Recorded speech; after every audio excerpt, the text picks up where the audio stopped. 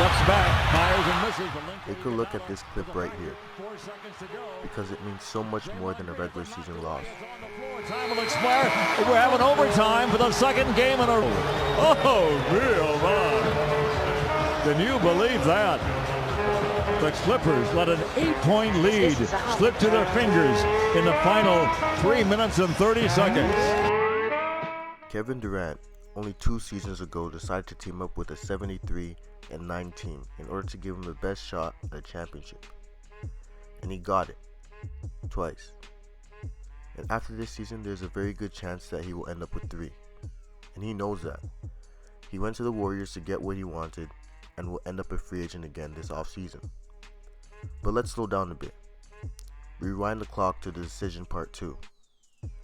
Kevin Durant claims to have joined the Warriors not because they were the best team in the league at the time, but because they played basketball the right way.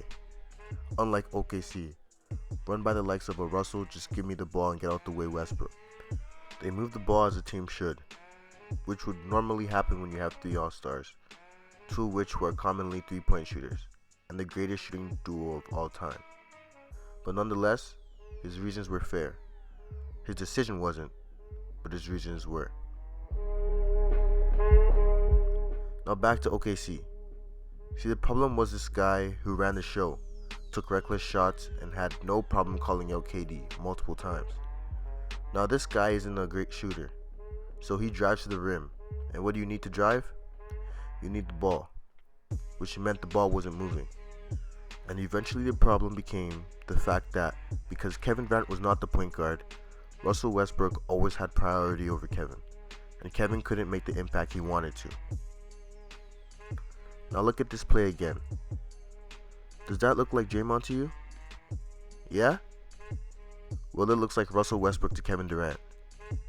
And that's why he had the reaction he did, because of all the pent-up pain and suffering he felt while he was with Westbrook in OKC, only to leave by the encouragement of Draymond himself, have his reputation ruined, and now see history repeat itself all in one play. So apparently this play led into an argument that didn't end on the court but in the locker room, where Draymond basically continued to attack Kevin Durant's character after calling him a bitch so many times.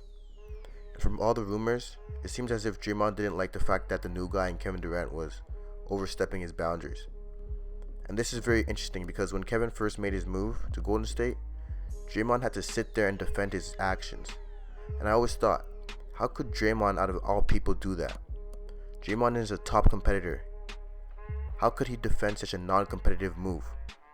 And now for him to sit there and call Kevin Durant a bitch, it has to be the ultimate slap in the face. Because the guy who recruited you, used you to win a couple championships, defended your weak move, and then still told you how he felt after it was all said and done, it has to hurt. And I do believe that Draymond really thinks that KD is a bitch. So what did the Warriors do? They suspended Draymond, of course, because Kevin Durant is a free agent.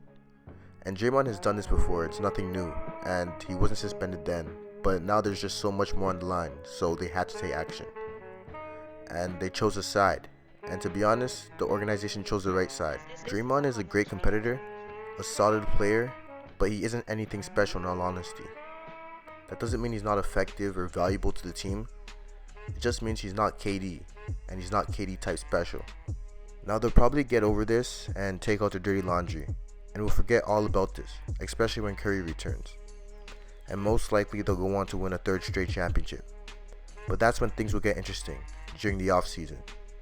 And the team's dirty laundry will most likely be aired out again. Now Kevin Durant has already hinted at a possible departure from Golden State.